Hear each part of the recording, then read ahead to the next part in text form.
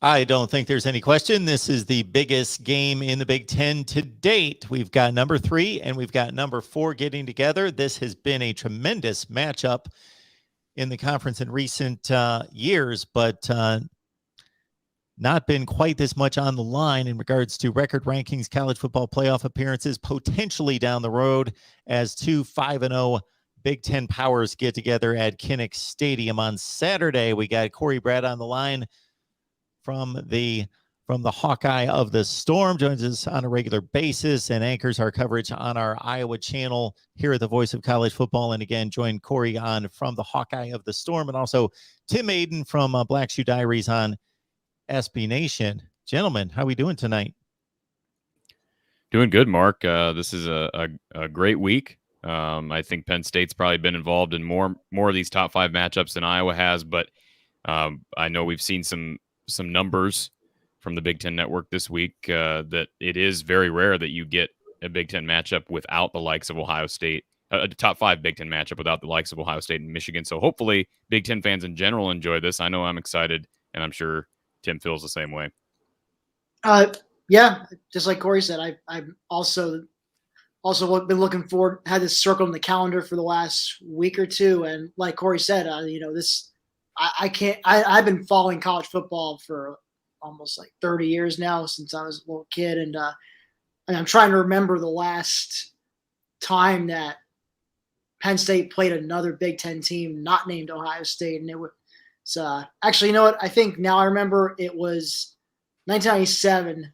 They hosted Michigan. That was when Michigan had Charles Woodson, Brian Griese at quarterback. They had, one of the best defenses I've, ever seen in my lifetime. I think they were only allowing like 9 points per game, something ridiculous. But I was actually, I think 13-year-old me was at that game. And I think it was part of what they called Judgment Day, because I think they were number 2 and number 4 respectively, Penn State and Michigan. And then you had number 1 Florida State and number 3 UNC playing that same day as well. So I remember College Game Day dubbing it Judgment Day. But anyway, Michigan came out and just demolished Penn State. The difference in athleticism between the two teams was just night and day. I mean, that Michigan team went on to win a national championship. But anyway, I'm thinking this Saturday's matchup is going to be a little more competitive than that. You got two tremendous defenses in Iowa and in Penn State going up against each other. I very much anticipate it's going to be a rock fight, not unlike Penn State's season opener at Wisconsin, that 16-10 final score. So, and what I'm curious to see really is, I think all the talk about Iowa's defense, especially, is how many turnovers they're forcing. They've got 15, I believe, 12 interceptions, 3 fumble recoveries. I'm sure Corey can correct me if I'm wrong on that. But they're averaging about 3 turnovers a game, which is just an absolutely torrid pace. One which is probably not sustainable over the course of a season. Now, the question is, does that come down to earth a little bit starting this Saturday, or can they keep that up for another game this week? If they're able to keep at or near that pace, I like Iowa's chances to win, but if Penn State's able to, take care of the ball like they've been doing this season so far, I think I like Penn State's chances in that case. But either way, it's going to be. I'm really looking forward to that 4D chess match between Mike Yursich and Phil Parker. We also have Marty Leap joining us from SB Nation's Black Shoe Diaries as well to gang up on Corey, I guess, tonight. Marty, I wasn't aware of this, Marty. So you kind of joined, and that's all right. 1-on-2, I'm used to it in Iowa. So good to see you. Good to see you. How's it going? It's going good. We were just talking about how historical this matchup, and I know Tim talked about kind of the history with Penn State and Michigan, right? Right, Tim? Yep. 1987. 1997. 97. So the last big game, people are equating here in the state of Iowa this week. People are really equating this game to Iowa-Michigan 1985, which was, of course, 1 versus 2, which I'm sure Mark remembers fondly because It 12-10. was, what's that? 12-10. That's right. And Rob Houtland was the savior, the saving grace that day with his famous kick. And but yeah, it's been that long since Iowa's had a top 5 matchup in the Big Ten.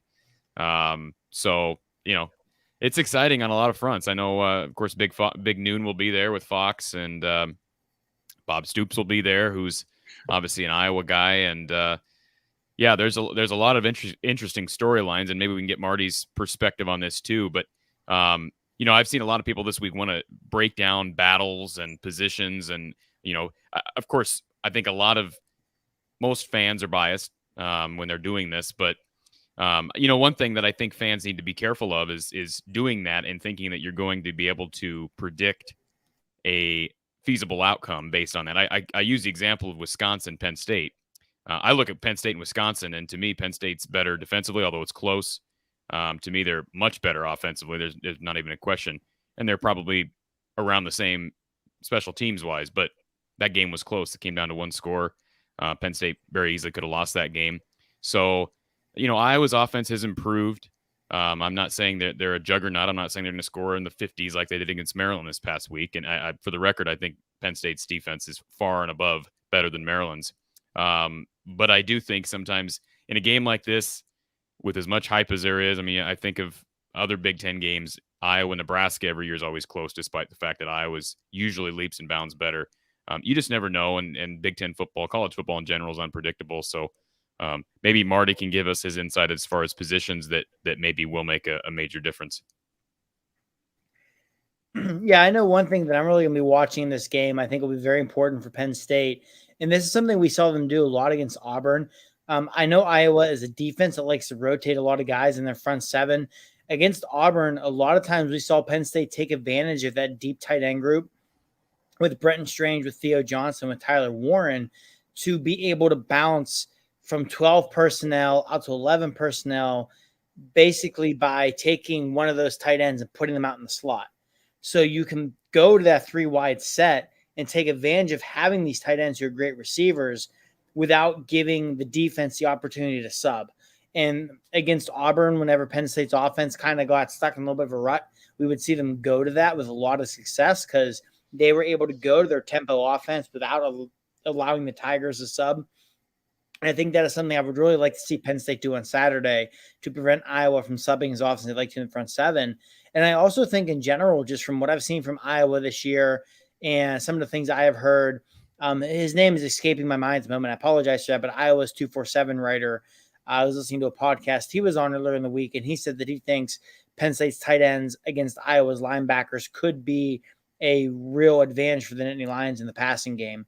So when you combine those two things, I'd really like to see the Nittany Lions use those tight ends on Saturday afternoon and see if that can help spark this offense. Because I have no doubts, like you guys said, I think this definitely has rock fight potential to it.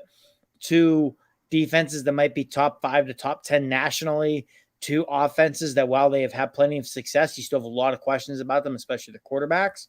So I think every little thing on offense can make a difference. And with the Nittany Lions, I really do think that tight end usage could be big on Saturday. And let me just throw this in, Mark, and maybe we can get back to Tim. But I always defer to Coach Don Patterson, who joins us during our post-game show, because he's obviously the expert between the two of us. And I had a conversation with him last night, and when he does analytics for Kirk Ferentz still, and so he studies each and every game for every opponent that Iowa faces. So he was looking at the tape from Saturday, Indiana, Penn State, and he just had flat out said, the guy that really scares me is Dotson, and there's no question. I would go the same spot. I'm not saying that Penn State's tight ends can't hurt Iowa, but I go back to, for instance, the game against Iowa State. You could argue Iowa State has one of the best tight end groups. Certainly Levi Stevenson of SB Nation would say that their tight end group is one of the best in the country. And Iowa kept Chase Allen and whatever the big kid's name, Kolar, kept them in basically in check the entire game. Now, Iowa did struggle with the big tight end at Colorado State a couple of weeks ago.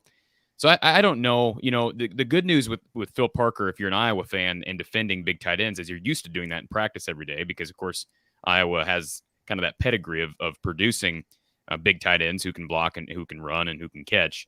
So I don't worry about that as much. Dotson's a mismatch. The good news for Iowa is they have faced elite wide receivers thus far this year. They've already faced Ty Freifogel.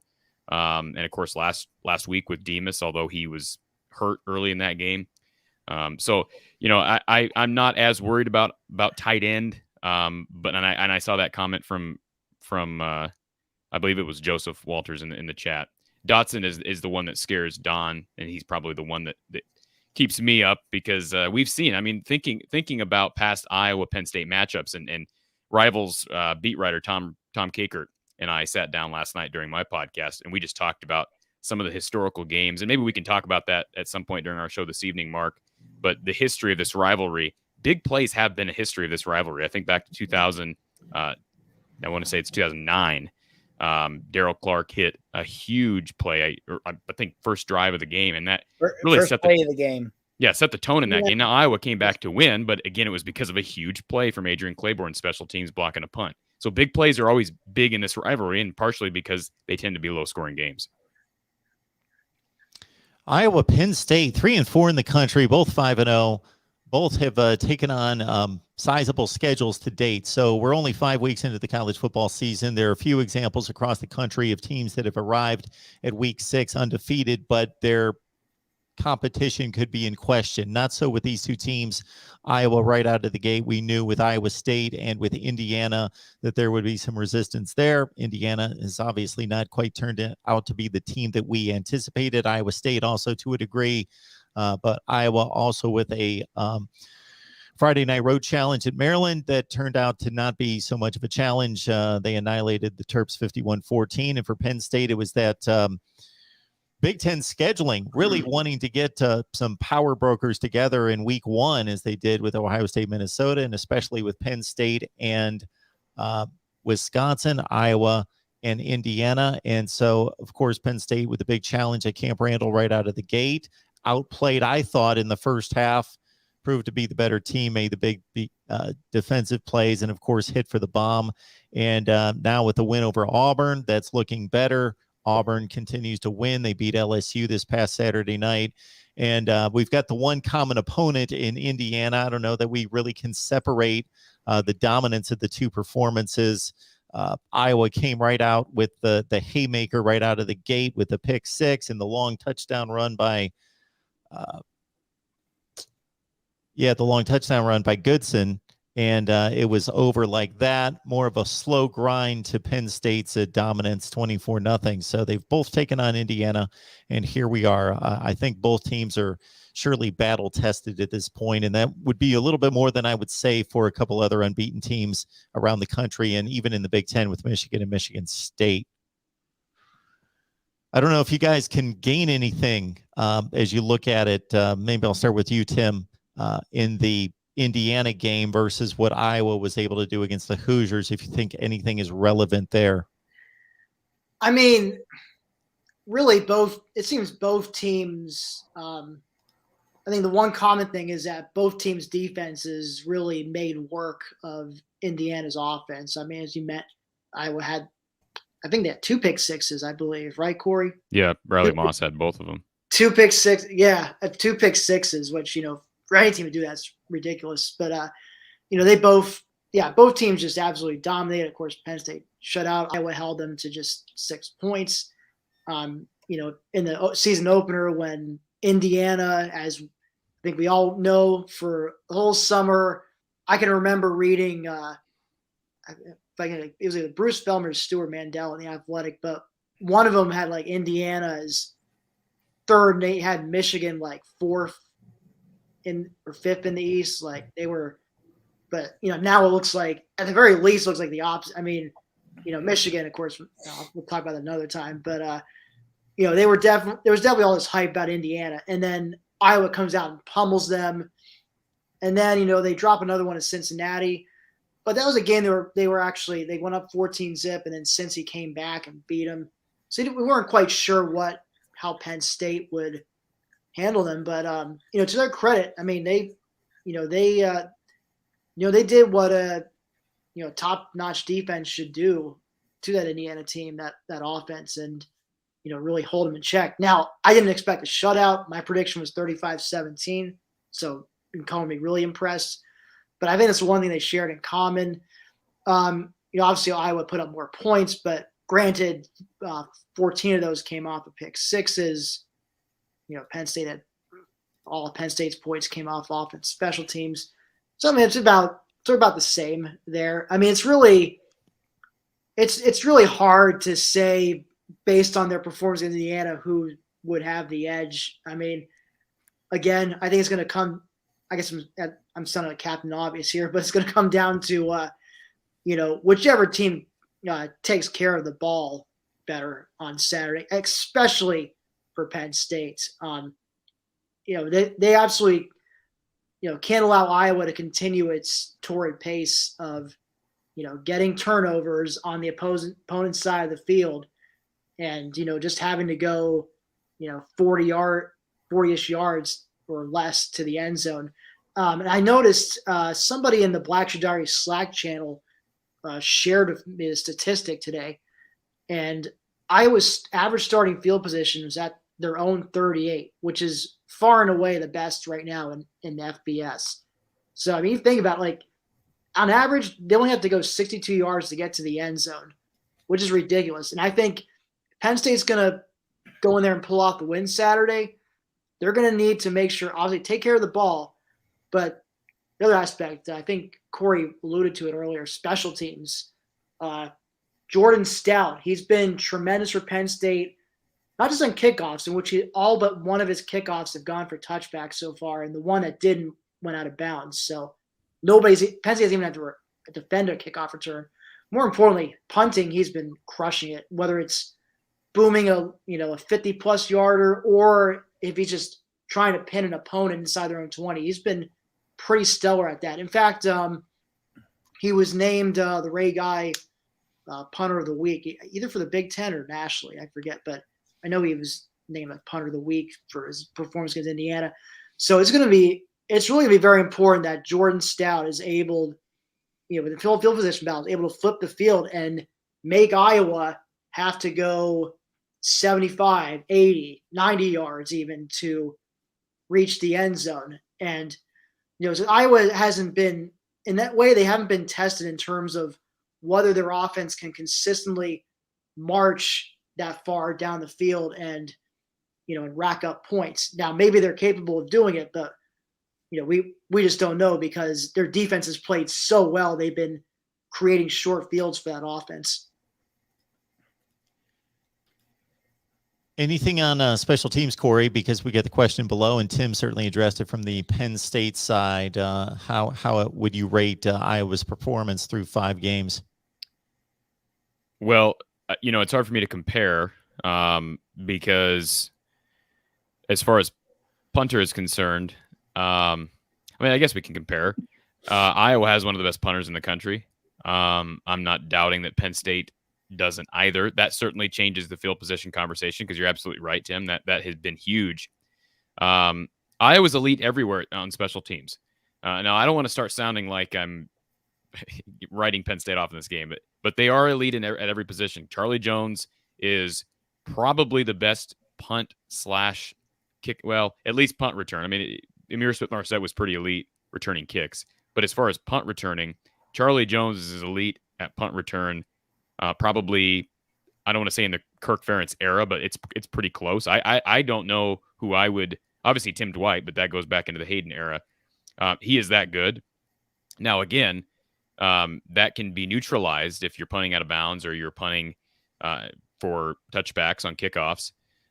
Iowa's kicker has been very underrated. He's a guy who's a super senior who actually got brought up in our post game the other day because I think he's one of the more underrated contributors that we've seen so far because he's really not missing kicks and he's hitting from every spot on the field. And he's doing the same on kickoffs as well. So that will be an interesting battle. It very well could come down to special teams. Again, I brought up 2009 and the difference in that game.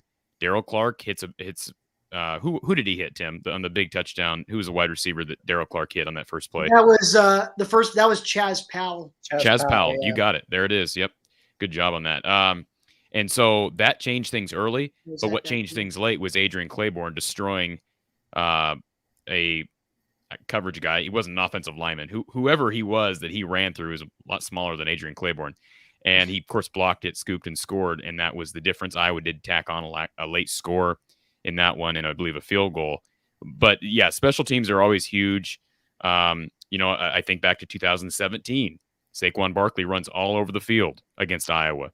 But again, what did it come down to? Anthony Nelson blocks a huge field goal kick to keep Iowa in it.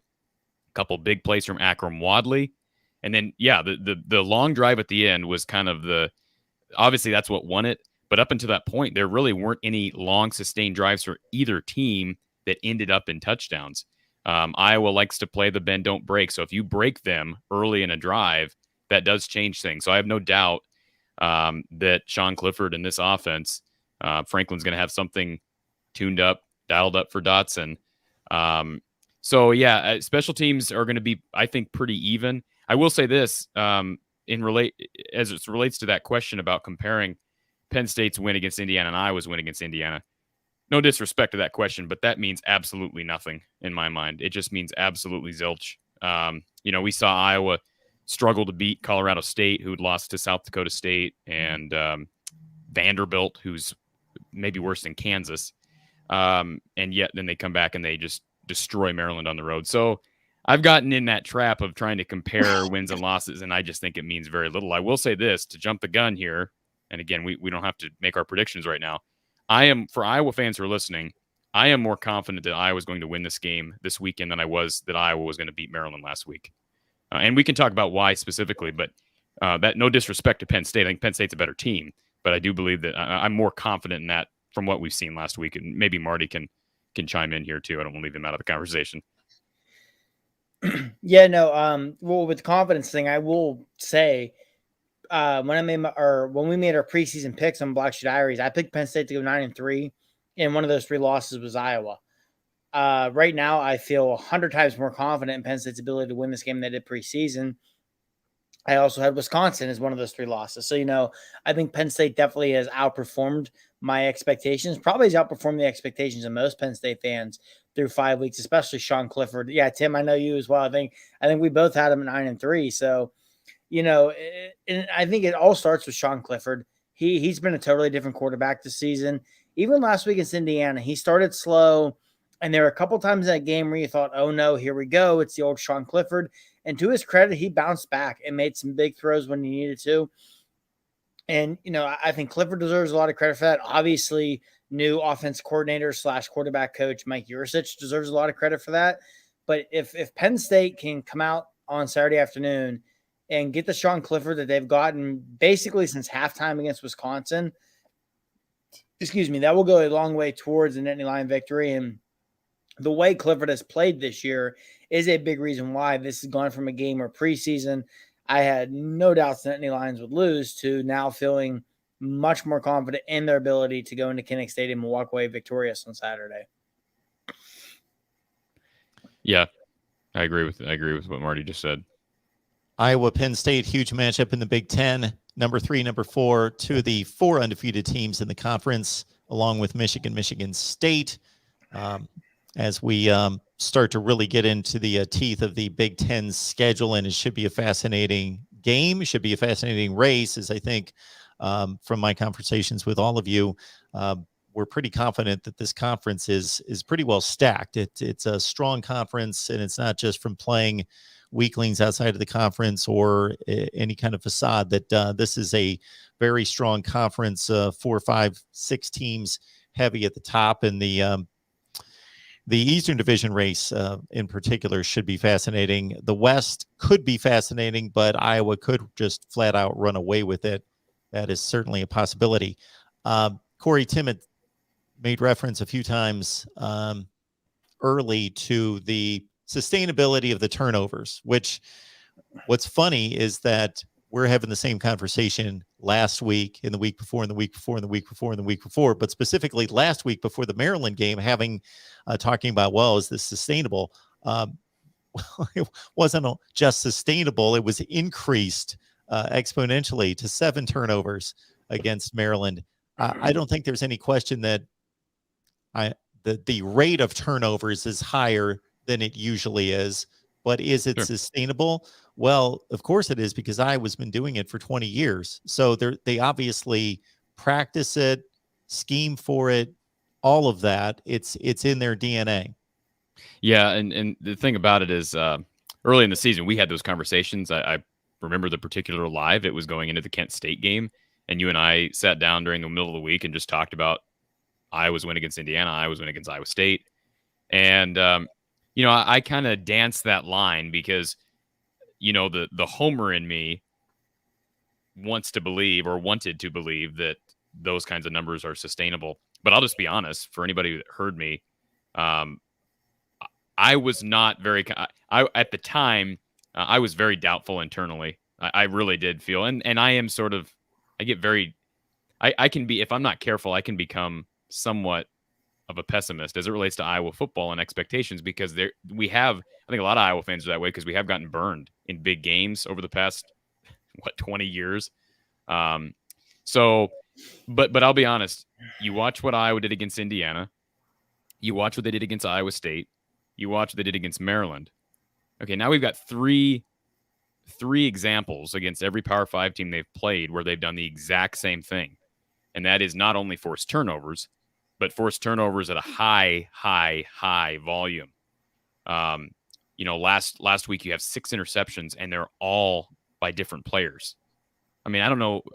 I haven't looked at the numbers, or I don't even know how you'd research a stat like that, but I wonder when the last time that's happened in the FBS. That just doesn't happen. I was doing very unique things with this defense. Tom Kakert described last night on my show, Phil Parker is confusing the heck out of a lot of quarterbacks and a lot of offensive coordinators. And I'm not doubtful that James Franklin in this offense will be able to put up some points. But I'll be honest, I have not been a Clifford believer. I think he's one of the best quarterbacks in the Big Ten this year, because it's just not a real strong year as far as the quarterback is concerned. I mean, Don and I were running through this last year. Like, who do you put ahead of Clifford? Maybe CJ Stroud. McNamara's been okay.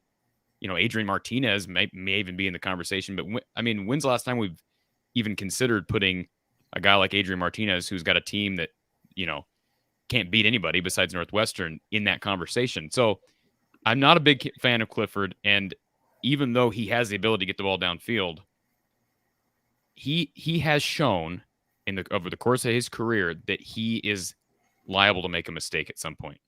I mean, he just is. Last year we saw it. I know they were a different team last year, but we saw that against Iowa last year. I don't know how many turnovers. Don't have that stat in front of me, but that game, certainly the memorable interception was the Davion Nixon return, and then the Euro step return for a touchdown in that game. So I see Iowa forcing turnovers. They've got too many guys. I mean, you look at that back end, and I said it going into the season. What normally worries me about this defense, because Phil Parker's defenses, let's face it, they're always good, like Mark said. But what's different about this season, and I saw it heading into the year, is they are not weak at either cornerback spot. And typically, I could name a handful of games where Iowa's had a very solid defense, but you get into these games where you actually have problems stopping. Purdue, Jeff Brom has been great at taking advantage of this issue at Iowa, because Iowa typically has one elite corner and then one guy that's okay. And because of Iowa's, Phil Parker doesn't like to send the guy from the wide side of the field to the short side of the field and switch back and forth. And so you just line up your best receiver on Iowa's weak side of the field and burn them time and time again. But Iowa doesn't have that issue this year, because I think Riley Moss and Matt Hankins, I think Hankins is slightly better, but they're both solid. And then you have a guy, we saw Terry Roberts really take a step forward last week. And Kirk basically said during his weekly press conference that the guy's a starter and he's just on the bench because he's got 2 pros ahead of him. So I don't worry nearly as much as I have in past years. Again, Dotson still scares me because he's just that good. I think he's number 1 on Todd McShay's big board for wide receivers. So that tells you something. I would rank him ahead of Freifogel. I'd rank him ahead of the guy Demas. I don't know if I'd rank him ahead of Bell, but he's definitely right up there for best in the Big Ten, one of the best in the country. So, it's going to be interesting to see if they can hit that big play. I mean, that's just, again, it just seems like this series always comes down to that. And I think back to another game that stands out in my mind. 2018 was a year where, you have another rainy game in Happy Valley, which it seems like every time Iowa plays Penn State there, it's raining or it's, misting or whatever. And it came down to the end of the game, which it normally does in this series. Nate Stanley throws a terrible interception, probably a bad play call on the part of Brian Ferentz, and that kind of sealed the deal. But again, a low-scoring game. I think back to a play in that game, had T.J. Hawkinson, no one around him, 10 yards down the field on a play-action throw from Nate Stanley, and Nate Stanley airmailed it. The difference this year is Spencer Petras is not overthrowing deep routes. He's hitting wide-open receivers down the field. So there's just a lot of reasons why I'm more confident in this game than I was last week, but I guess those are a few. And Corey's comments about Sean Clifford earlier brings me back. Kind of brings back to I wanted to answer one of the questions. I forget it was from some guy named John, but he was asking what's the difference in Sean Cliff, like how's he improved this year compared to prior years, and is he still a threat to run? I think that was a question, but the first part, I think the biggest difference is Mike Yurcich. I mean, the system that he brought in, which was highly successful at Oklahoma State, where they averaged over 40 points per game just about every year. That they bring that same system, and he and Yurcich. I think Yurcich's done a great job of, giving him. Getting him to go through his checkdowns, or giving him a. I guess I've seen some like videos of him, but he teaches his quarterbacks how to, based on how they read the safety, how they're lined up, they know which receiver to go to. But even more importantly, though, Cliff has clearly learned from looking at games like how to check down if his primary receiver is covered. In years past, I know Marty and I have talked about this ad nauseum on our own post-game shows this year, but when we're admiring how Cliff is improved. But, the big thing is in years past, Cliff would be looking, his primary guy was covered. He would, or if he felt any sort of pressure whatsoever, he would just take off and try to run, and then could sometimes get himself into trouble. Or he would scramble and then maybe just force a pass somewhere to end up as an interception or pick six instead of just, throwing the ball away. He's just done a much better job nowadays of, staying in the pocket, just looking, if his primary guy's covered, he'll look down, and he's done a great job of identifying, his checkdowns, and usually one of them ends up being open to throw it to. And so, he'll do that. Now, can he still use his legs? Oh, you bet. He showcased that last week, even this past week against Indiana. I can remember one play especially. I think Micah McFadden, Indiana star linebacker, was just racing towards him, thinking he was going to get a clean hit on him, and then Cliff just kind of sidesteps in the pocket and then just decides to take off up the middle, which is they cleared the way for him. But he did that a few other times during the game. So, if Iowa's gonna, obviously, I'm sure they're gonna bring some pressure. But if they're gonna do it, they need to be disciplined. You got to make sure, you better get to him, because if you don't, he's gonna have a lane to run through and pick up that first down. So they very much still have to respect the run with Cliff, even though he's become a much better pocket passer. And I will say the other part too is, I know Marty and I, we've harped on, the run game, how run blocking has been lackluster so far, but the pass protection, for the most part, it's been pretty solid. They've done a great job overall of protecting Cliff, and that's also helped him out, as far as being able to stay in the pocket and look to his checkdowns. So I'm gonna be curious to see if that pass protection can keep it up against this Iowa front seven this weekend.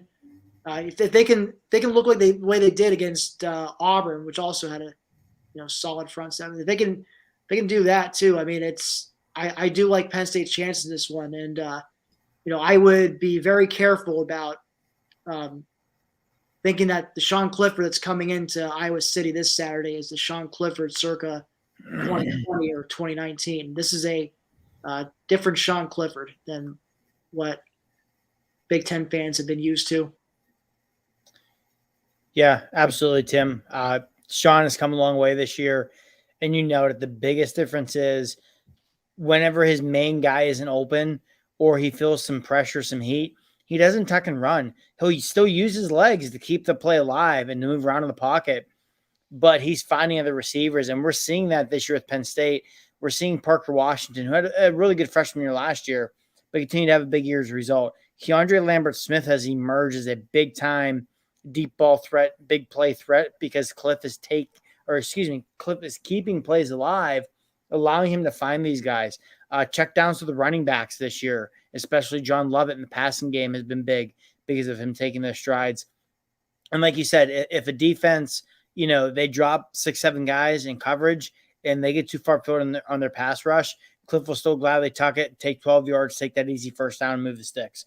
So I think I know we're really harping on it in the show, but I feel like anyone who's watched Penn State football the last 3 years will attest to it. Just he has grown so much, not just from last year, but even from 2019 Clifford, who was much better than 2020 Clifford. 2021 Clifford is head and shoulders above 2019 Clifford. This is a totally different Sean Clifford. And I think he is not just he's raised his floor and ceiling as a quarterback, and as a result has raised the ceiling of the 2021 Nittany Lions. And in my opinion, the play of Clifford combined with this defense has made them a legitimate college football playoff contender. Mark, I don't want to change the subject, but there's a comment from Adam Wanch. Maybe we can address this in the chat. He says he doubts Iowa should be ranked. I hope that's a misprint from Adam. I know he's bringing it up from the Nebraska perspective. I hope that's a misprint. And I want to address real quickly here the resumes of these two teams. Mark, as I do every week, I pay close attention to your rankings. Your rankings are much better. I've said this before, much better than anything we see in the AP and coaches poll. And that shouldn't be, and nobody should perceive that as me sucking up to Mark, because the AP and the coaches poll are both total jokes. The fact that we base rankings off of preseason rankings, which are based off of, this idea you have about talent, and yet we still continue to let those original rankings influence us the entire year. And then we still allow our perception of team talent to influence us week in and week out. That's ridiculous. But as far as your rankings are concerned, I saw you go back and forth. I believe it was your Big Ten power rankings with Iowa and Penn State. One thing that I do, and I'd like to get Marty, your opinion, and Tim's opinion. Auburn struggled against Georgia State the week after. I believe it was a week after you guys beat them. Am I correct in saying that? Mm-hmm. Correct. I don't want to play this game of comparing, because I mentioned how Iowa kind of struggled against Kent State and Colorado State, but I don't know much about LSU either. Obviously they're down, but I mean, was that at all concerning when you look back at the resume? And that's why I think Iowa's got a slightly better resume. It's because I think Auburn is overrated. Wisconsin is a dumpster fire right now offensively. What was your guys' opinions, I guess, on the Auburn close call with Georgia State? I think it was, I think it was hangover effect rearing its ugly head. It'd be like if me, I'm in my late 30s, partied like I was back in my Penn State days. I would take me the entire next day to recover from it, probably. So I think it was partially that. I believe Bo Nix got knocked out of the game. I know TJ Finley was in there. I caught the final drive where they scored the go-ahead touchdown, but didn't really watch much of it. They did go on the road the next week and beat LSU in Death Valley. I think they were from behind most of the game, and then took the lead in the final minute. Now, maybe LSU is not that good, and it sounds like Ed Orgeron could pull a Gene Chizik and get fired just 2 years after winning a national title where he caught lightning in the bottle. So I don't know about that, but just looking, I guess just trying to pull up Iowa's schedule here. I mean, obviously we beat Indiana, just like Penn State did. Won a road beat Iowa State, who, you could also just really say with Auburn and Wisconsin. I mean, turns out Iowa State isn't as hot as we thought they were. Yeah, but my only issue with that is I agree they were probably overrated. And I guess you could make the argument that they almost lost to UNI week 1. I mean, if you look at the score, you could say that in comparing these wins. I don't know. Maybe there's some bias creeping into my opinion of this. I'm sure there is. But so Auburn, Indiana, who's the third win on Penn State's resume right now? The significant win. Wisconsin. Wisconsin. Oh, Wisconsin. Yeah. Excuse me if I said the wrong team. Yeah, Wisconsin. So I don't know. To me, two of those three teams are significantly overrated. Well, maybe all three. I mean, Indiana. I don't give any credence to what Iowa did to Indiana week 1 because we've seen that. I mean, Western Kentucky probably should have beaten Indiana in that game. And now without Penix, they're going to be doing well to get to a bowl game, which is a sad thought for a team that was considered to be a competitor in the East Division this year. So, and you could be right. It could have been the hangover effect with Georgia State. This is a compliment to Penn State. The reason I wonder if that could have been the truth is Penn State's had so many whiteouts and so many big games in that stadium. It's not like Auburn was top 5. I mean, that I don't know why that should result in a hangover if you've got a mature team that takes one game at a time. And if that's the case, if they did have a bit of a hangover, that makes me. We're talking about Auburn. Excuse me, I said Penn State. If that's the case, they've been on the road for games like whiteouts numerous occasions. But if that's the case, that makes me question Auburn's maturity and their expertise in the field. I don't know. We'll see. I mean, I know again, Mark, you rated their resume slightly ahead of Iowa's. I may challenge that, but it doesn't really matter at this point. It probably doesn't matter. Well, the to defend my rankings there was at one point in the season, even starting with week 1, if I remember correctly, ranking Iowa number 1 in the country, again, based on the resume, not based on who I believe is the best team in the country. The distinction that I made this week and what people don't, the major criticism that I get is that people think I'm ranking who I think are the best teams in the country. I'm not. I'm ranking resumes. So Oklahoma is the team that you alluded to as being the classic example of being overrated, and it continues to this day. If we put Oklahoma's results on any other team, practically any other team in the country, and assigned those results and those performances and said, this is the 5th or 6th rated team in the country, people would laugh and say, what are you talking about? But since we had that predetermined view of Oklahoma, then it's perfectly fine with people that they don't slip after they almost lose to Tulane. They almost lose to Nebraska. They almost lose to West Virginia. They almost lose to decent teams, marginal teams, decent teams. The distinction I made this week where I flipped and moved ahead with Penn State over Iowa was there's a constant reevaluation of the previous games. Yeah. And for me, Auburn went to LSU and won. No, I don't think that LSU is any kind of great team. I think they have great talent. And I think that they're a very talented team and could beat a lot of teams across America. They will, of course, have to play a brutal schedule and try to get through that. So Auburn improved in my perception. The Indiana game's a wash to me, much like what you guys stated. They both dominated in different ways, but really defensively. And Penn State did not struggle against their FCS/group of 5 opponents, and Iowa did to a large extent. And that was kind of a deciding factor. It's not just who you beat. To me, I also look at the performance. Yeah, I mean, they did, in their defense, Mark, they did win both those, and they weren't FCS teams, but I get what you're saying. But they did win both of those games against Kent State, and against Colorado State by double digits. So I get what you're saying. They did struggle for a portion of those games, but they basically had those games firmly in hand by the fourth quarter. The Colorado State game was it was uncomfortable at struggle. halftime.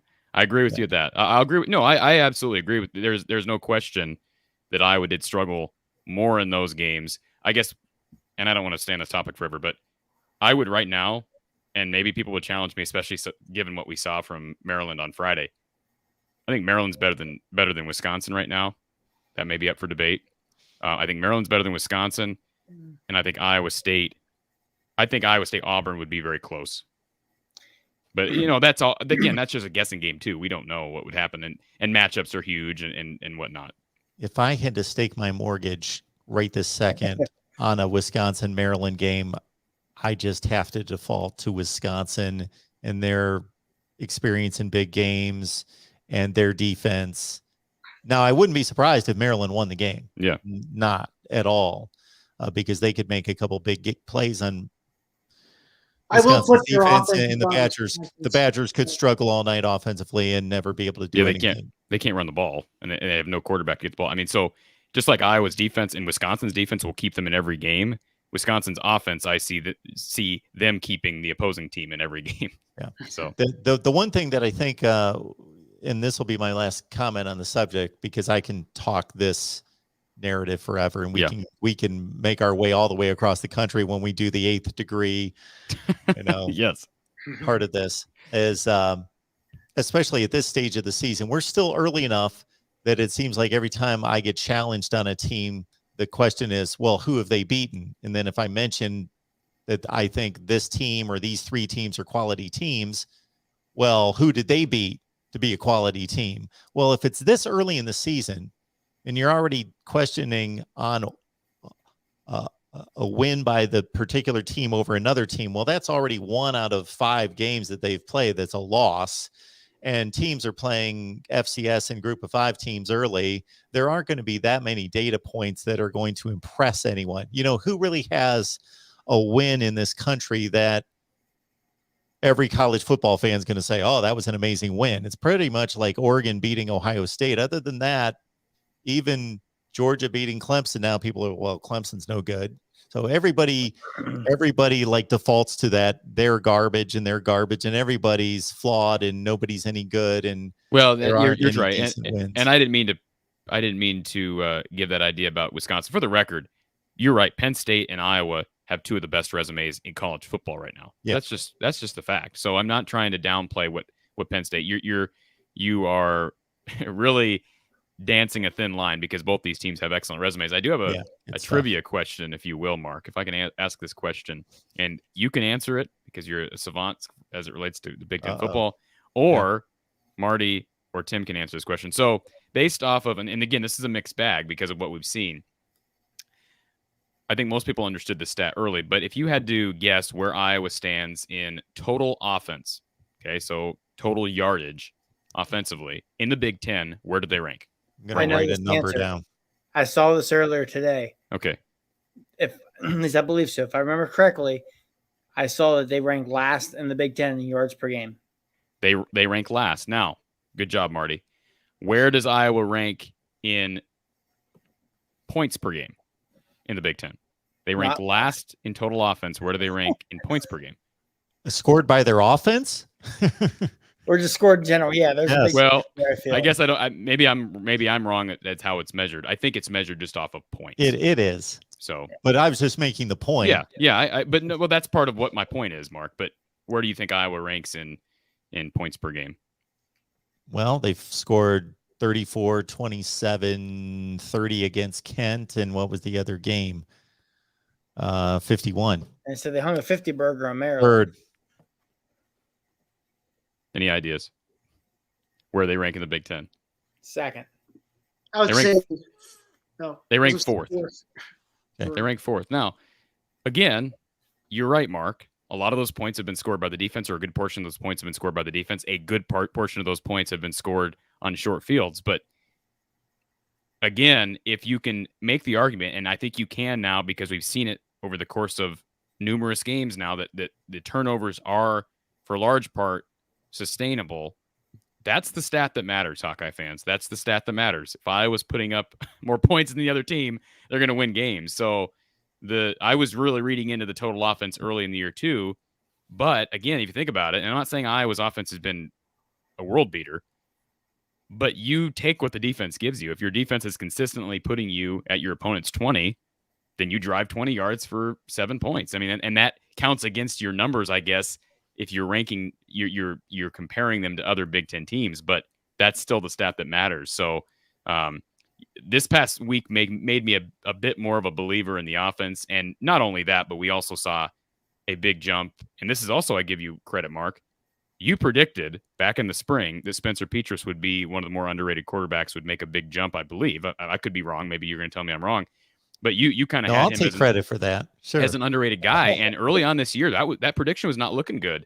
But man, the guy looks like a different guy. At least he's two games. I mean, I wasn't a believer after Colorado State because it's Colorado State, but these last 2 games, he has looked like a different quarterback. So I'm a bit on the bandwagon right now with Spencer, and that along with, again, what the defense has been able to do to get Iowa's offense in such a great position consistently. I'm not that worried about Iowa's offense. I do think it's going to be a low-scoring game because Penn State's defense is legit. Well, I would like to be able to say that I had scouted Spencer Petras and his throwing motion, and I determined X, Y, and Z would happen. But I tend to, when I make predictions like that, base it on probabilities and based on what I've seen before, and put together the player, the scheme, the coaching staff, the program, the year 1 to year 2 improvement, the year 1 improvement during the season, and will that continue after a full weight and conditioning program, spring, summer, individual workouts, the whole deal. So I play to the probabilities is what I typically do when I make those predictions. Well, I did not make that prediction preseason because I very, very rarely, I shouldn't say never, I very, very rarely in my lifetime have ever called for a quarterback to be benched, including when Ricky Stanzi threw 5 picks against Indiana in 2009. Most fans, and it makes sense why, they were calling for him to be benched. He came back, won the game. But I was at one point last year calling for Spencer to be benched. Not done that since then, or since really the Illinois win last year, because I think ever since then, and again, these first 2 games, I think that's one thing people have to realize. Iowa State's defense is still really good. I know they lost to Baylor. If you look at their defensive numbers, they are pretty darn good nationally. And then Indiana, I mean, their defense is holding its own right now. I mean, Cincinnati, I don't know how many points they gave up against Cincinnati, but I mean, a lot of those points against Iowa, again, were defensive points. And for an explosive offense that Penn State has, 24 points when you're playing from behind the entire game, I feel like that's impressive. So I think those first 2 games were a lot to do with Spencer Petras struggling. I do think I don't know what Penn State, I know last year or 2 years ago when Iowa played Penn State, Tim, Iowa had problems protecting Nate Stanley because Robert Windsor was just destroying Iowa's interior time and time again. 1 week after Don Brown's Michigan defense did the same thing. So that's better this year. I think Iowa will protect better. I don't know. I know they don't have Robert Windsor anymore, but that will be key. That Iowa's in the interior of Iowa's line is obviously a lot better than 2 years ago, and they held up well last year as well. Of course, again, COVID year, so you can kind of throw some of that out. But what I guess from Marty or Tim, as far as or Penn State's defensive line, I think that will be key. I do believe Iowa will be able to protect Petras, but what does PSU's defensive line look like as far as pass rushing? Well, I guess a name you may want to remember for Saturday is Arnold Ebiketie. He is a Temple transfer, grad transfer from Temple, and he's easily the best addition Penn State has ever made from the transfer portal. Just an absolute beast off the edge. He blocked a field goal against Wisconsin, the season opener. And he does a great job of just shedding blockers, just getting pressure on the quarterback. He's garnered a few sacks already this season. I remember he got a nice sack on Jack Tuttle right after he came in to replace an injured Michael Penix, and the crowd just erupted. I mean, he's a guy who can make those kind of game changing, momentum changing type plays that will get the rest of the defense fired up. On the other side, you got Nick Tarbird coming off the edge. Adisa Isaac, guy who was expected to start there, got injured in the preseason and is out for the year. So Tarbird has stepped up, as a guy look out for. In the interior side, you've got PJ Mustipher and Devon Elliott. This other Devon Elliott has been stepping up lately as well. I'm sure Marty, you can add a little bit to that if you want. Yeah, I mean, obviously it starts with AK. Arnold Bakede. I have his stats here so far this year. He already has 3 sacks, 5.5 tackles for a loss, and I think anyone who's watched Penn State would agree with me. It feels like he has a lot more than that because he's constantly in the backfield, constantly harping on the quarterback, constantly building plays up. And one other guy on the defensive line definitely want to watch, I think, is Jesse Lucetta. He moved from Mike linebacker now to defensive end this season, and largely because of the Isaac injury. And Lucetta he's been a godsend at defensive end. He doesn't have a sack this year, which really surprised me. I thought for sure he would. Because again, he's a guy like Abakede. I feel like if you watch the games, Lucetta's always blowing plays up in the backfield. He's got 3 tackles for loss, but I think that combination of AK and Lucetta off the edge are going to be difficult for any team to handle. Tarburton's a guy I've always liked too. He's finally healthy, playing well. And at least in the interior, PJ Mustipher is playing at an all Big Ten level. Devon Ellis has looked good. And Derek Tangelo has really, another grad transfer who came in from Duke, has really raised the level of this Penn State defensive line as well. And I think one other guy to watch in the pass rush non-defensive line is linebacker Brandon Smith, who's playing at an All-American level, in my opinion. Yeah. Yeah. And Iowa fans are familiar. Yeah. He is partially Iowa fans are familiar with him because he shares the name of one of Iowa's best receivers last year, Brandon Smith. But yeah, no, there's no question. That's one thing that I think heading into this game that I am not comfortable with still with Spencer is his ability to step up in the pocket, make a play, and maybe take a hit. Again, I think back to 2019 and Nate Stanley's issues. Of course, that was obviously an offensive line issue, but he had the innate ability, no pun intended, innate, if you didn't catch it. He had the innate ability to basically have guys hanging off Nate Stanley as he threw. He, for being a big guy, had a nice spin move out of the pocket. Spencer Petras drops like a fly on a moment's notice. So if there is any pressure, that pocket collapses. I don't have faith in Spencer getting out of the pocket, although he's improved getting out of the pocket early, but when he's under pressure, he is very limited. He's one of the few quarterbacks in college football now, especially in the Big Ten. He's one of the few quarterbacks that is a statue. And that's just what I would, CJ Beathard was semi-mobile, but before CJ it was probably Brad Banks would be the last guy that was real mobile at Iowa as a quarterback. Drew Tate was okay.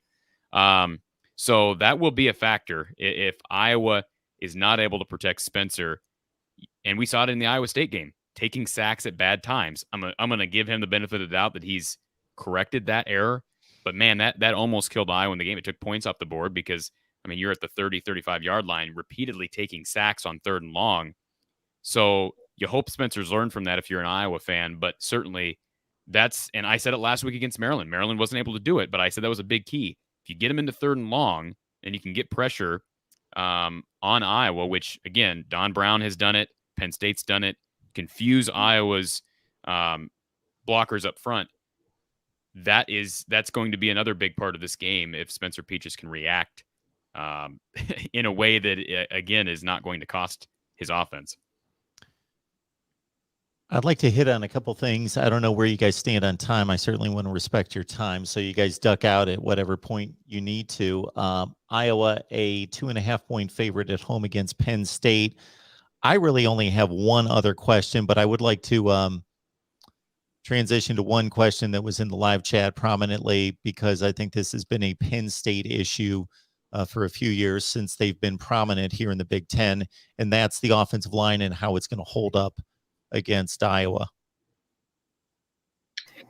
I guess, yeah. Well, I think I might have mentioned it earlier, but the biggest issue of the O-line right now has been the interior. especially when it comes to run blocking. And that's something, Penn State I noticed against Indiana, especially once they got up like a couple touchdowns, they were really trying to establish the run game. And, they did have more success than they did in that putrid performance against Villanova the week before. But it's just another big thing that concerns me. And obviously, Iowa, but just, looking ahead in the schedule against, Ohio State, Michigan State, maybe it's going to come down to a point where they're going to have to convert a 3rd and short, 3rd and 1, 3rd and 2, or, either because they're, just for whatever reason, maybe they're trying to run the clock out. They just need to pick up a couple yards, just smash it with Kevon Lee or whoever, but they have not been able to do that, at least not on a consistent basis. And geez, I mean, the Indiana's goal line stand when it looked like Penn State was going to go up 28-zip. I mean, they had like 4th and goal, like inside the 1. Kevon Lee, I mean, I guess that time I can't blame the O-line too much. Kevon Lee should have cut inside and would have found the end zone. But it's just been it's just kind of been a recurring theme throughout the year. The inability to just pick up those 1 or 2 yards to keep a drive going. And, obviously it's certainly something that, that they cleaned up a little bit last weekend, but, they're really going to get tested in that regards against Iowa. Just like I could see Iowa, I could envision a scenario where Iowa is going to have to win without any semblance of a run game. Penn State fans, to me, should be absolutely ready for that. I mean, that you guys are going to have to win without a run game, because if it's struggling against the likes of Indiana, Auburn, and whoever else I played, I mean, Iowa's run defense is obviously one of the best in the country, and they shut down. I mean, if Breece Hall wasn't able to run against Iowa and Fleet Davis wasn't able to run against Iowa, will Noah Cain be able to run against Iowa? I believe Noah is healthy right now, right? I mean, that's no, is he still not 100%? Yeah, he didn't look anywhere near 100%. Yeah, he hasn't looked 100% all season.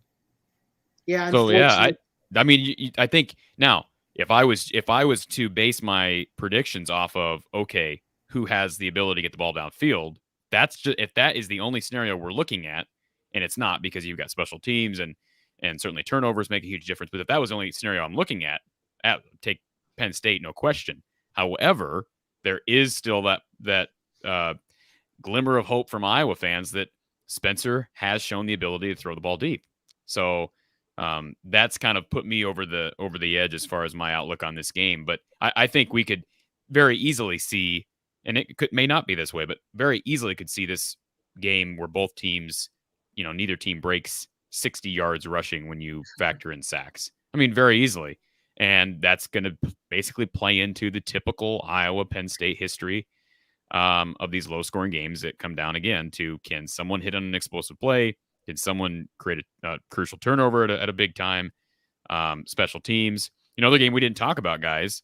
And obviously I'm excited about this, or happy about that. I kind of, this game was sort of what got me amped for Iowa football back in 2008. And that was that Iowa Penn State game with Sean Green. It doesn't look like Marty really has great memories of that game, but man, what a game. I mean, you say what a game, like, no. I know it was a killer. It was a killer. It kept Penn State out of the national title that year, didn't it? Yep. Yeah. So the story I always tell with that game, I had a cousin who got married that day, and I've never seen a wedding reception so freaking depressed as it was following that field goal. It went from riding that high of wedding day to just crash and burn. It was terrible. Yeah, that I remember that game like it was yesterday. When one of my favorite Iowa players of all time, just because of not only his play on the field, but his story, and then of course his tragic death, was Tyler Sash. He had a huge interception late in that game that got Iowa the ball back. Of course, Brett Greenwood is another tremendous story, played in that game at safety for Iowa. I know there's a lot of controversy around what happened with Darrell Johnson-Coulianos at Iowa, but he, was on that team. Marvin McNutt, Sean Green, Ricky Stanzi, and of course Claiborne and all those guys. I think that might be Iowa's. That's probably If you want to put this team this year for Iowa in the conversation of best team in the last 12 to 15 years, that would be the other team that I would rank up there because talent-wise, it was right there. And, of course, Stanzi went down and changed things. But, man, that game was awesome. Daniel Murray with the kick. Crowd storms the field. They got to get the fans off because there was still a second remaining. Joe Pa, I remember he was up in the – I don't know why, but he was up in the press box, I believe, and he normally was on the – He got hit on the sideline, right? I don't remember if he was on the – there was, I think, the week before or 2 weeks ago, before that against Ohio State, he was up in the box. I think he had some – The sideline hit was a year or two later. I think that was like 2010-ish. Because I remember 2010, the rainy game. I remember his glasses getting all foggy and wet. So he was on the field the very next year against Iowa. But 2008, I remember them ushering him out of the press box. Yeah, he was probably up in the booth for that one. I'll tell you what else I remember. Not going to rehash the field goal part, of course, but just the game itself. And I'll say the difference is at least James Franklin won't refuse to use heaters on the sidelines if it's cold this Saturday, which I don't think it will be. But it's gonna be like 80 down there. Well, 3 o'clock. That like game 80. was like November. It was cold. I just remember for some dumb reason, like Joe refused to have heaters on the sidelines for the players. So I just remember you see like the Iowa players in the sidelines, they're warming up their hands. Meanwhile the Penn State guys are just like huddling, just shivering. But I digress. Well, when Joe Pa started coaching, 1951, took over Penn State in 66, there were no heaters. So, if it wasn't, we didn't need them back then. We don't need them now. Let me just say this about Saturday's weather. And I'm looking at the Weather Channel right now. 33% chance of showers late, but the daytime high is 83. Now, when's the last time we've been able to say an Iowa-Penn State game? I don't know what the temperature was in Happy Valley last year, but, man, normally it's cold, it's rainy. So that will be a factor. This should be, again, chance of rain. Knowing this rivalry, it probably will rain. That game in 2010, man, Tom and I were talking about that last night. There were just sheets of rain coming down in that game. I mean, it was ridiculous the entire game. I think at least until the fourth quarter. So that shouldn't be a factor. There's a lot of great storylines. I think one thing that's another check mark, at least for Iowa fans who are worried because this has been a one-sided rivalry since 2010, and it has been, is Iowa did win last year. I know it was a COVID year, but to me, to win on the road at Penn State, even with the weird year, obviously most of these guys played in that game. So there's got to be a level of belief by just doing it, whether it was a weird year or not. And I wonder if that was there prior because they hadn't done it since 2010. So that's a factor as well. And then the big noon kickoff, we didn't talk about that. Of course, game day passed up this game, but is there some level of distraction with the home team hosting that? I don't buy into that with Iowa. I guess it's possible. You got Bob Stoops there and the whole crew. So, and just the fact that this is the biggest game for Iowa regular season wise, if you look at the numbers since 1985, all those things play into this, Mark. One quick thing I will throw out there about the weather. I guess it's just fitting because Penn State, Iowa, and where stuff like this happens. You said 80 something degrees on Saturday. I live about an hour and 15 minutes from Beaver Stadium, and Saturday afternoon is supposed to be 53 with rain here. So if it were in Happy Valley, the weather conditions probably would be a much bigger impact and much more of what you expect. Yeah, the Big Ten schedulers clearly screwed up. Yeah, the game was supposed to be 53 and 70% chance of rain. That's Big Ten football, baby, not 85 degrees. Get it right. Come on now. Yeah, one more note. I just want to bring this up. Jovan Johnson, he's been a guest on my show before. I don't know if you remember Jovan, Mark, but he was an all Big Ten cornerback. I want to say 2005, 2004, somewhere in that time frame. So he's good friends with Terry Roberts, who is the guy that I mentioned. He's not a starter on this in this defensive backfield, but he probably would be. They have been playing more and more dime defense, if you will. I mean, Iowa's version of the nickel is what they call cash, which is not, Don. And again, I'm not trying to say I know more about anything football related than Don, but Don considers the cash a nickel defense, and I guess it is technically, but Iowa's 4-2-5, you send in Dane Belton, who's more of a hybrid safety, to play that spot, that next defensive back on the field. They have went more, and not a lot, but they have went more with Terry Roberts and Belton on the field at the same time. Terry Roberts is an Erie, Pennsylvania native. So I always like, when there's Iowa gets very few guys out of Pennsylvania. So, that would be cool to see him get some meaningful snaps on Saturday. And again, with Penn State's ability to get the ball downfield. And of course, injuries are always a possibility. You hate to think that Iowa's going to deal with any catastrophic injuries in the defense, but that'll be an interesting story. I do remember in 2018, Geno Stone, who was also a Pennsylvania native, had the big pick six in that game that put Iowa back in that game. Yeah, still, I mean, I think a lot of Penn State fans would agree with me. Geno Stone, late in his recruitment, was under the impression that Penn State offer was coming, and never did. Yeah, and that's still one of those things. Like, those Penn State teams of 17 and 18 and 19, how good they were. If you would have had Geno Stone, especially if the safety play was kind of poor this season, who knows? It's just one of those. He's a good football player. Penn State, because I know Terry Smith, who's the defensive backs coach, wanted to pull the trigger on the offer and just never got that green light. So that is one that I think kind of always sits with Penn State fans. Yeah, and I believe he's playing in Baltimore now. Correct, that was with the Ravens. Yeah. So I have one last question that I think all of three of you, I'm guessing, will want to chime in on. And before that, I need to be a better promotions guy for my own channels here and our own product, because all three of these guys are involved in Voice of College Football post-game shows. So take your choice, whether you root for Penn State or root for Iowa. Marty and Tim, of course, we'll have our Penn State post-game following the big game against the Hawkeyes at Kinnick Stadium. And that will be on the Penn State channel. And I believe the Big Ten channel, we'll have to work that out in regards to what we're going to do there. But we definitely want to make these shows as available to you as possible. But it's good reminder to head on over, whether you love Penn State football or just want to keep up with the big brands in the Big Ten, and you just want to support the Penn State channel and get over there for the content that we provide, and certainly Tim and Marty's post-game show. Or if you're just looking to help us grow the channels and the product and the platforms, and I just admonish you to go over to any of the channels and subscribe to the ones that are especially under 1,000 subscribers. That's key. So get on over to those channels. And then I certainly have communicated this many times. Once we get well over 1,000, hey, if you want to unsubscribe, you've done your work for us. We appreciate it. So thank you for that. So Tim and Marty after the game on the Penn State channel and the Big Ten channel. So catch them right there. And we may throw one of these shows on the main channel as well. I have yet to work on the post-game schedule involving the 16 or 17 shows coming up this Saturday. Mark, it's just got to be the team that wins, right?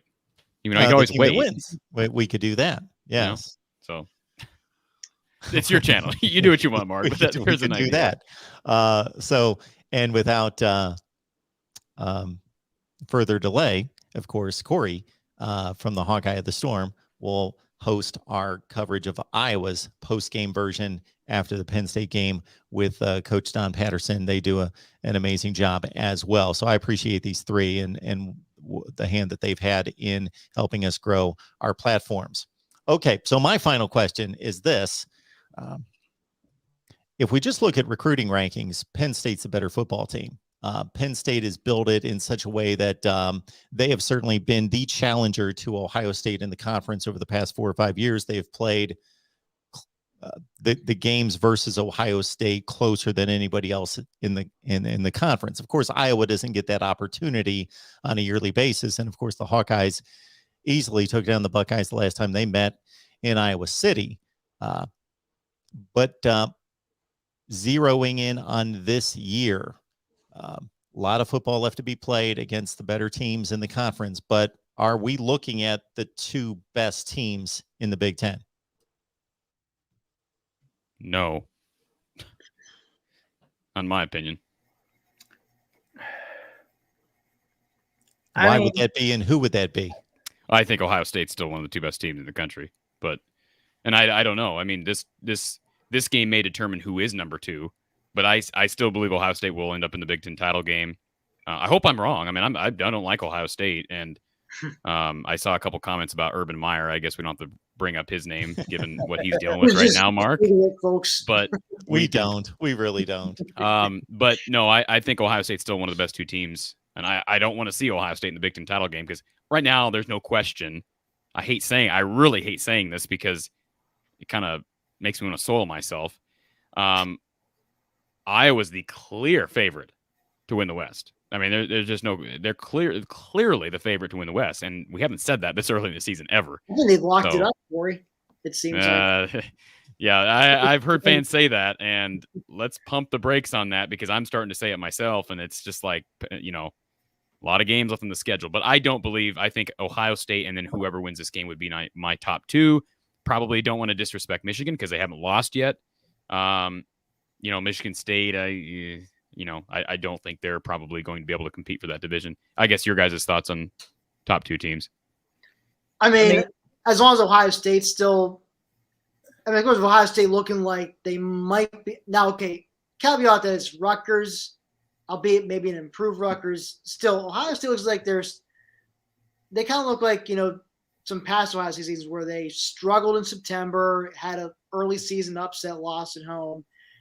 But then October rolls around, you know, they're starting to look more competent, like, you know, more well-oiled machine that everyone thought they would be beginning of this season. And then by late October, going to November, you know, they're picking up steam. And, you know, what do you know? October 30th, Penn State travels to Columbus to face Ohio State. So, I mean, in Iowa, to me, they look like the clear-cut best team in the West. I mean, I don't want to jinx it, but just looking at the standings and looking at how the rest of the West has performed, you know, especially Wisconsin, who is, I think, the preseason favorite to win the Big Ten West. I mean, I don't know who surpasses them out West. To me, the East, I think it feels to me like I know Michigan State's unbeaten, but I think they're gonna drop a few towards, you know, once they get into the real meat of their schedule. Once they have to face Michigan, Ohio State, Penn State, that gauntlet. But I think it's going to come down. I think, you know, for second best team in the Big Ten, I mean, I'd still say Ohio State's probably the best until it's proven otherwise. If, you know, Penn State and Michigan can dethrone them. But, you know, I think between Penn State, Iowa, and maybe Michigan, I mean, probably one of those is the second best team in the entire Big Ten. But I think that's going to be sorted out over this next month. I mean, yeah, I 100% agree. I hope Ohio State is not in the Big Ten championship game, because if they are, that means Penn State isn't. But yeah, I think until they're dethroned, you have to consider the Buckeyes the best team in the conference. Now, that said, I think Penn State and Iowa both have been better teams and have played better so far this season than Ohio State has, but it all depends what happens on the field. Am I going to be surprised if Penn State goes into Columbus at the end of the month and beats the Buckeyes? Absolutely not, for a lot of reasons. But I think whoever wins this game definitely solidifies themselves with the Buckeyes as top two team in the conference. And, you know, I think if you're Iowa looking at this game, I kind of go back and forth in this, where if you're Penn State and you lose, you still, everything's in front of you. You went out, you're going to Indianapolis. And Iowa's kind of in that same boat, but I feel, to me at least, Iowa, from a perspective standpoint, if this makes sense, kind of needs this more to solidify themselves as the number two team in the Big Ten, largely because Penn State has Ohio State coming up in a couple weeks.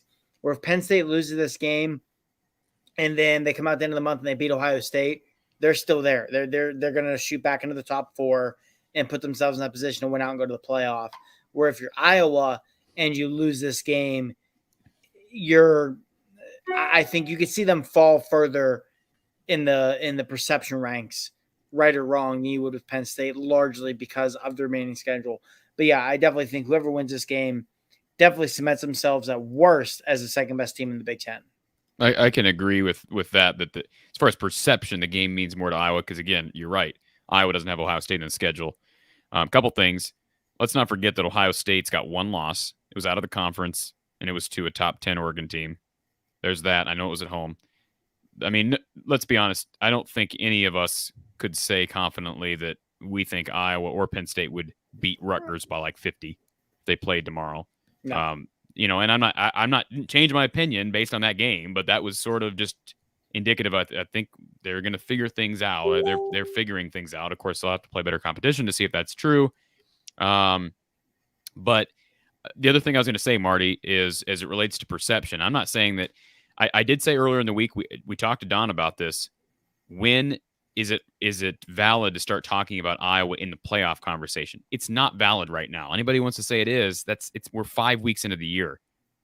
But if Iowa beats Penn State this weekend, I believe that it becomes valid. It becomes a valid conversation, but there's no reason to even have the conversation until then, in my opinion. But if we're not talking about, I mean, I went into this year, I made the prediction Iowa would win the West. I didn't make any predictions about the playoff. And obviously you want to make the playoff. There's no question about it. But as far as the West is concerned, this game is not vital for Iowa. As we talked about.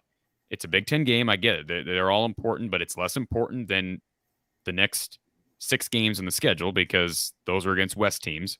That's the first thing.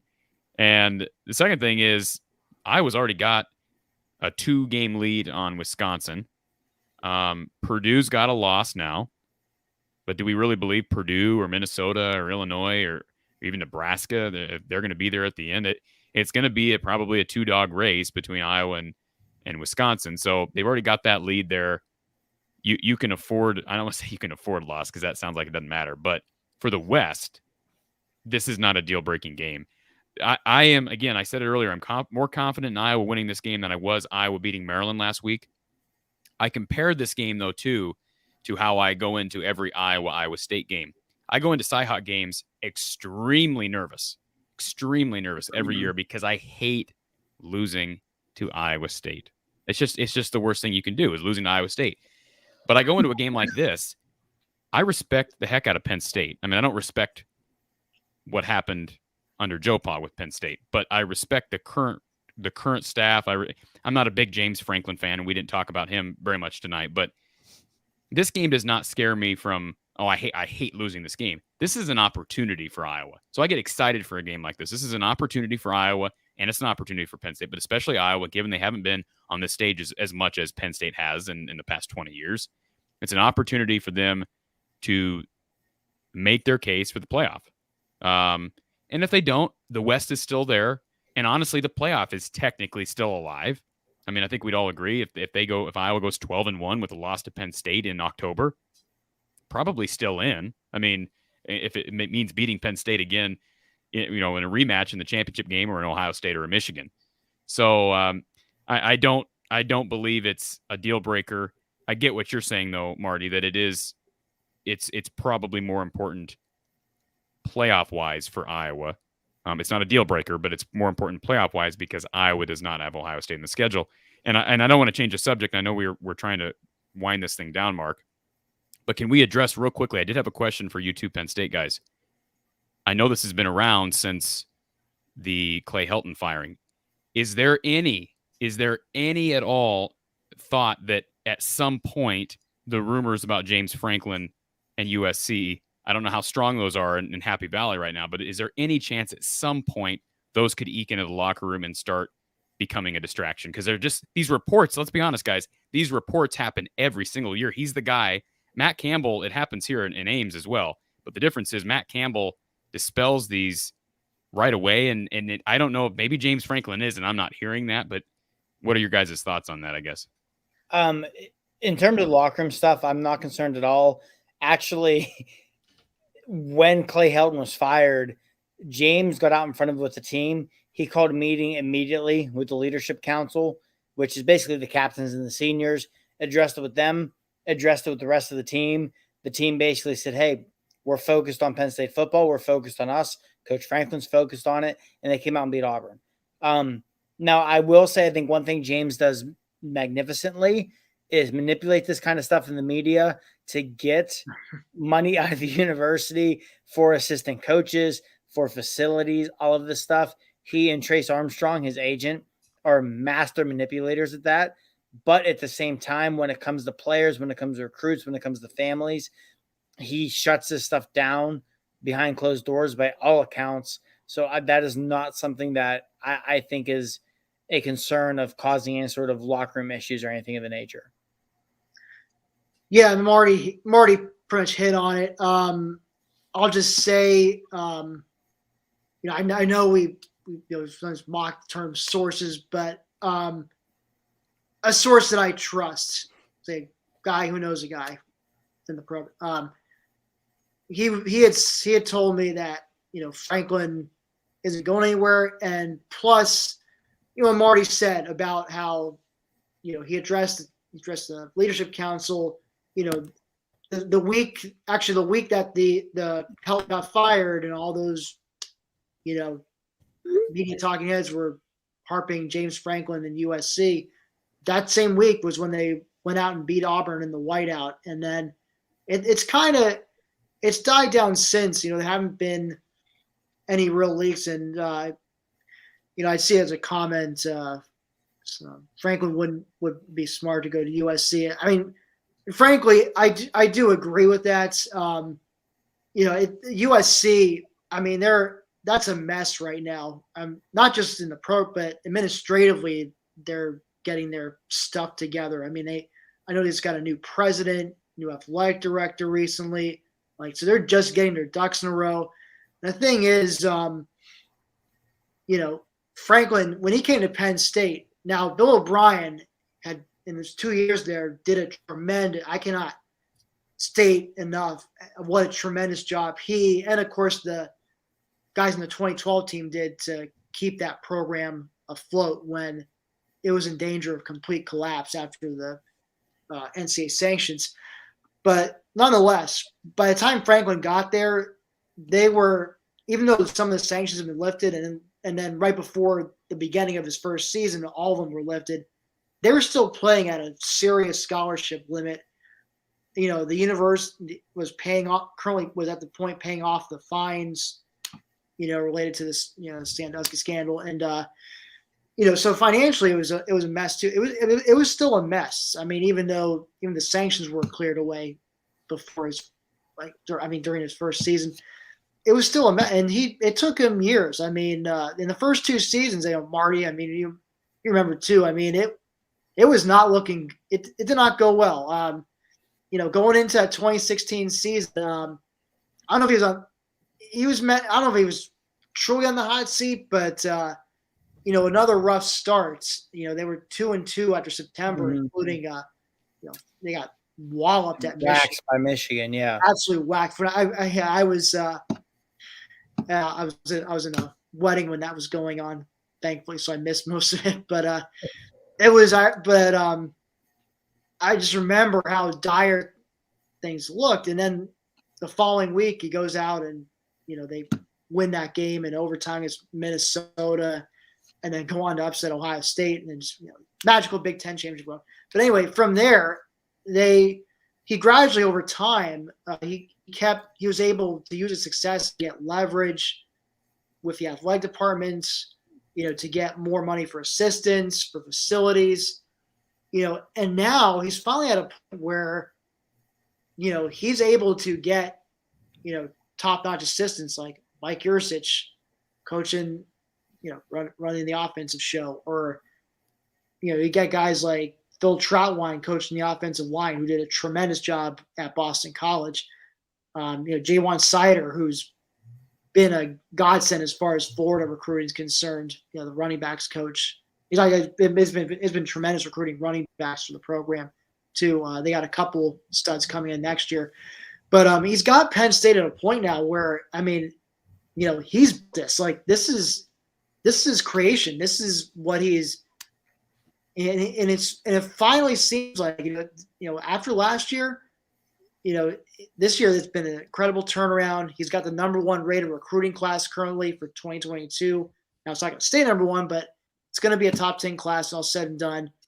That includes a stud quarterback, Drew Aller, coming in, who he may finally be that missing piece.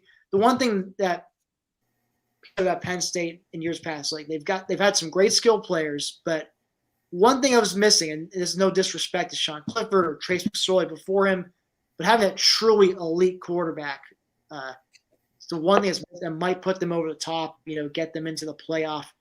And, he might finally have got that guy and Drew Aller coming in next year. So I don't know why he would want to leave all this and go to USC, which is a mess right now. Now, granted, I think if USC was, say, in a better position and he did go there, I think he would absolutely crush it out there with his recruiting ability. He would make sure to hire guys who had California ties, West Coast ties. I'm sure he would do well. And plus, he went to face Ohio State every year. But I don't see him going into that mess at USC. And I'm going to get ahead of this because I have a feeling Coach O is going to get fired at LSU by the end of the year. I don't think he's going to end up at LSU either. Really, there's only three. I can think of only three jobs that would truly scare me with regards to Franklin leaving if they opened up. Clemson, Georgia, and Alabama. And right now, I don't see any of those three opening up anytime soon. So, and it doesn't seem like it's even been a distraction for the team, which Marty's alluded to. So I know it's a very super long-winded answer, went off a bunch of tangents, but no, I'm not worried about Franklin bolting. Just real quickly, Kevin Downey in the chat a while back made a comment, and I want to call this comment out real quick. Don't often do this, but I'll call you out, Kevin. He said, you can't put Iowa in the playoff discussion until they have a couple marquee wins on the road. They beat Iowa State on the road. They beat Maryland on the road. Like, what are we looking for?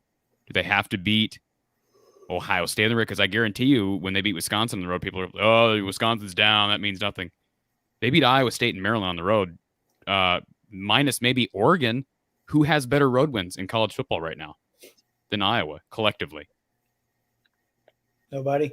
So I don't believe they have to win any more on the road. They have to beat Penn State. They have to beat Penn State Saturday, and then they're in the playoff conversation. It's funny because Corey, that all you guys have conversations with college football fans every day. So I'm not the only one, but because of what I have here, just the conversations and the comments that ensue all the time. Basically, the bar for a quality win by most college football fans, I've broken it down by math. I've collected a ton of comments and then said, I'm going to transition this to the math. Basically, the teams that you consider to be a quality win, those teams never lose any games. So there aren't any quality, like you got to be like Ohio State or Clemson for anyone to acknowledge that that's a quality win, and they win 90% of their games. So there are basically no quality wins in college football. Mark, you see that record there, fans. that record you put up there. James Franklin, since his first 29 games, he's 50-14. So add 1 to that 50, and that was the score of the Maryland game. Okay, 51-14 on the road at Maryland, and a double-digit win at Iowa State. And it wasn't a 10-point. It was 10 points late, but it was a 3-score game for the majority of that fourth quarter. So I will give them the credit. I get Iowa State is down. Well, down. They're not what we thought they were most likely, but I still think they're going to be in the Big 12 championship game. And I think, obviously, Maryland, if you're judging them off one loss, okay. I don't know how we can say Maryland's a joke based off one loss, and it was to Iowa, especially if you're an Iowa fan. Like, why would you downplay, I've never understood this is going off on a tangent, Mark. I've never understood, this happens more at college basketball games. Overrated. What are you doing? You just beat a team, and now you're downplaying your opponent. You're making your win look worse. Like, sometimes student bodies can be so stupid at games. I mean, I've never understood that, but I know that is my James Franklin statistic of the night. As Tim and Marty outlined, 1-2 to start that 2016 season after 2 7-6 seasons. It wasn't looking too good at that point. And then suddenly, bam, they turned it around on a dime. And I remember that game in Happy Valley against Minnesota, yes, where they pulled it out. It was hanging by a thread to go to 1-3 or probably 2-3 at that point. And then just a few weeks later, they're beating the number 2 team in the country when that didn't look possible as a 17-point underdog. And even though they had played a heck of a game, it looked like they were going to come up short. And then, boom, the special teams play, and they're off to the races, beat Wisconsin, go to the Rose Bowl against USC. And ever since, they have been the chief challenger to Ohio State by far. It's not even debatable in terms of playing Ohio State, the toughest, and being that marquee team in the Big Ten. Good stuff, guys.